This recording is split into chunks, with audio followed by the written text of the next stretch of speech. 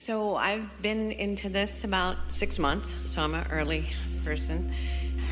I've been listening to you every morning, and the one thing that I'm having a struggle with is source energy. So I know that that is probably the biggest part. And when I'm meditating and trying to get in touch, I feel like I'm not allowing or receiving. Sometimes the flawed premise that you're beginning from is that I'm not in touch, I need to get in touch. And what if you were already in touch?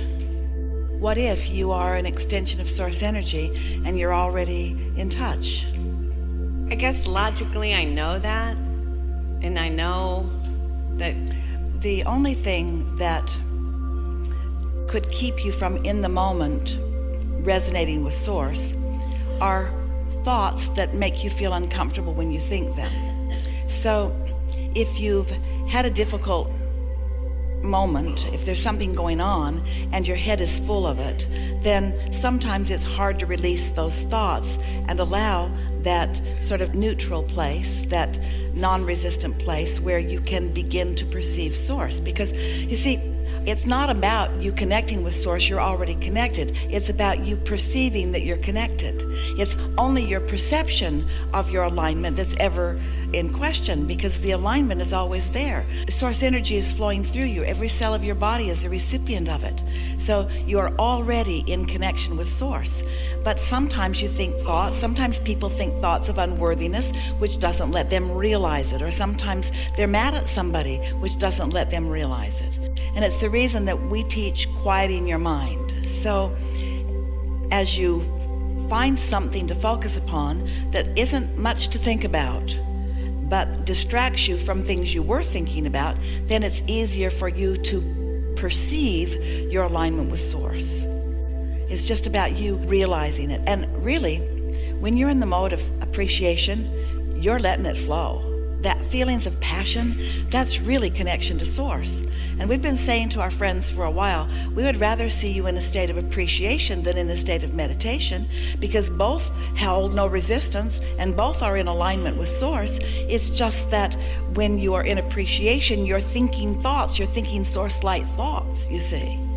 So meditation is a wonderful tool to release resistance.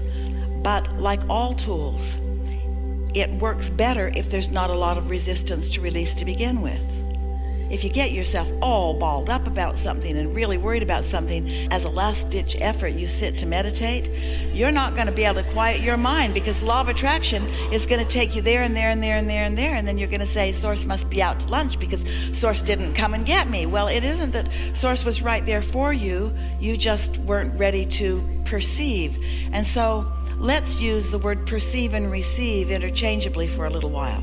Your perception and your reception is sort of the same thing. So you can give yourself some advantages by meditating earlier in the day before your thoughts get moving against you, so to speak. Or stay there long enough, applying some effective tools until you are sure that you get there, and then enjoy it. Just enjoy the milking of the sensation of connection. As we've watched so many of you, we've noticed that what works most for most of you is to find something to focus your mind upon. It can be something you're looking at. Sometimes people dangle crystals that are sort of shimmering in the light, and they just focus upon the variety of that. Sometimes people light a candle and they just watch the flame. It sort of just slows your mind down. Esther likes to isolate a sound in a room. And in this room, you could focus upon the wind you can hear coming from the air conditioner. Can you hear that wind?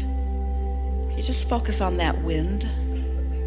You have to focus on it because there's other things going on, like us talking, someone coughing. There are other things that could distract you. But if you keep bringing your mind back to that wind, not thinking about where it's coming from or what it is, but just listening to the sound of it, that's going to quiet your mind. And so the question is, do you have the ability to focus? Well, the answer is yes, and law of attraction makes sure that things get big enough that they're very compelling to focus upon.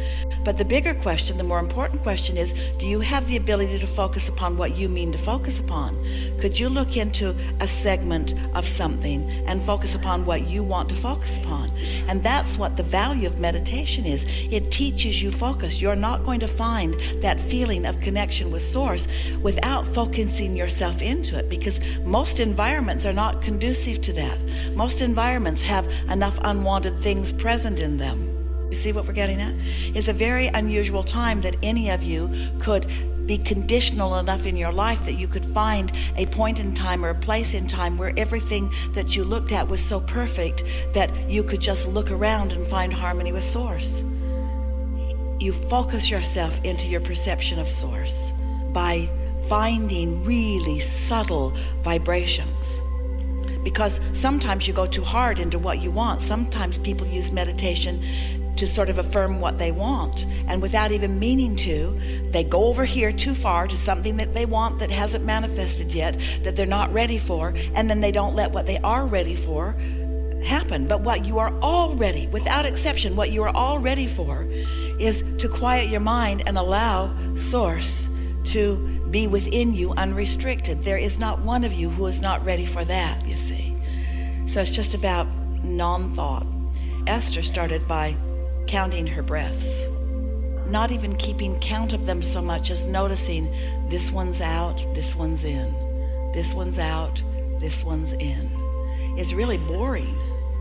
This one's out, this one's in. This one's out, this one's in. Still boring. This one's out, this one's in. But after a little while, this one was delicious, and this one was delicious, and this one was satisfying, and so was this one. And then she felt detached. And she knew she was detached because her whole body felt numb. Sort of in the chair, but not in the chair. Touching the chair, but not feeling the chair. A very clear distinction between her toe and her nose, but she couldn't tell it, because she was only focused upon in and out, in and out. Not even about lungs, not even about air. In other words, after a little while, it was just all vague. There was just no attention to anything. And when there's no attention to anything, then you are in pure concert with your Source.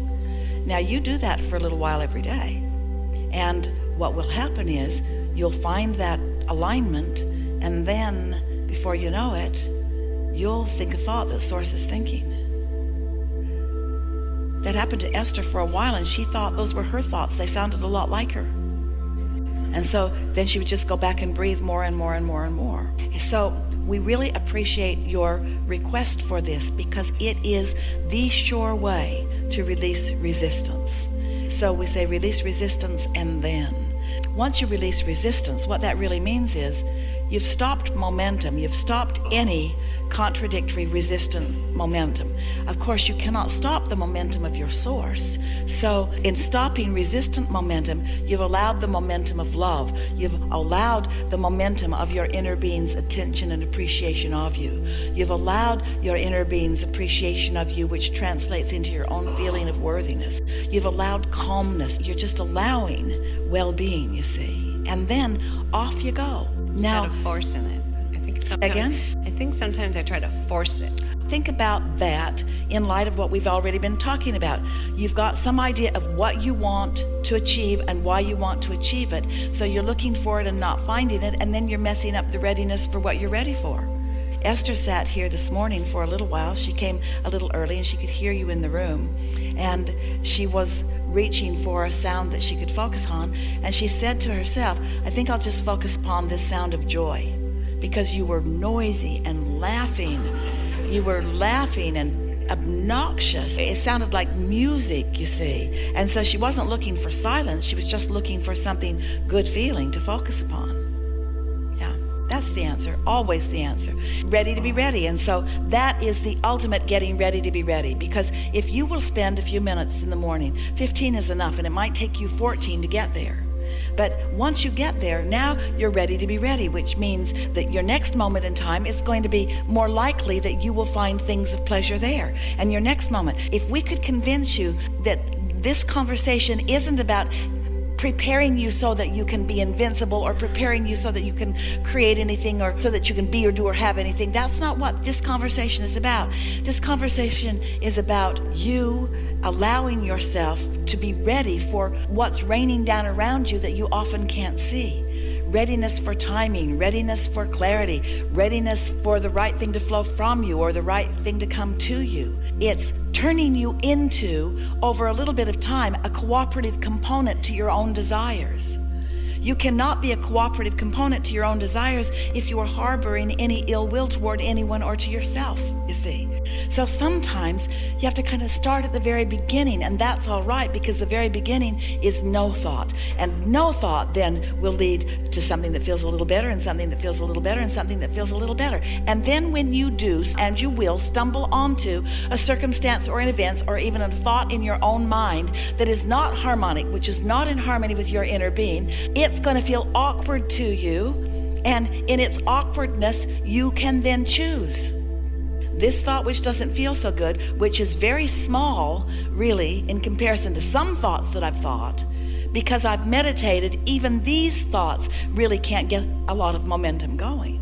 And then before you know it, you have bridged every belief into one that serves you. The belief that you held that you weren't good enough has morphed into one that of course you are. The belief that you held that life is going to be hard for you has morphed into it's not difficult to be ready for something good to flow. The belief that you've held that, oh, this is good and this is good enough, but the other shoe will drop, will morph into, oh, contrast serves me so well, and I always find what I'm looking for. Before you know it, you will just feel well-being. You will find such well-being that you will be prepared for a world in upheaval. And that's such a nice thing, because your world, if you look around enough, is always in upheaval. Alignment is what brings clarity out of chaos. And chaos is a good thing, not a bad thing, because chaos is diversity. And diversity means choices. So you don't want to get rid of the diversity or the choices. You want to get better at focusing, you see. And so, when you're good at focusing, then the world and the components of the world can be doing all the things that they're doing, and you just ride steadily through it, seeing the positive aspects there and there and there, finding positive aspects in the most unexpected places. And then, the more consistent you are at it, the greater your connection, the steadier your connection, the more satellite dish-like you are beaming in the signal of well-being, so that others who haven't figured this out yet can be uplifted for a moment by your calm, by your clarity, by your acknowledgement of well-being, by your unwillingness to rant and rave and panic over whatever it is. You see, life is supposed to feel good for you. But these things are always true. You will never feel good if you don't have desires that you are allowing right now. You will never feel good holding a desire that you're not allowing. So how do you not disallow?